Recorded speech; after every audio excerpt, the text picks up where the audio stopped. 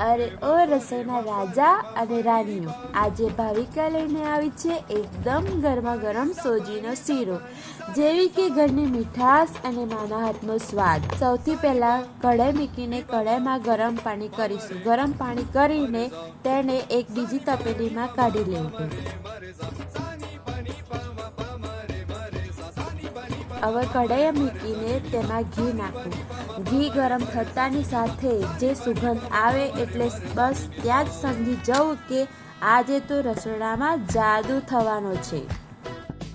હવે આપણે સોજીને ધીમે ધીમે શેકીશું। કલર હલકો સોના જેવો થાય છે અને સુગંધ આવે કે પડોશી પણ પૂછવા આવી જાય। આ સાંભળીને સ એવો અવાજ આવે ને, બસ એ જ છે ભાવિકાનો તડકો। પછી આપણે ખાંડ ઉમેરીને તેને હલાવી દઈશું।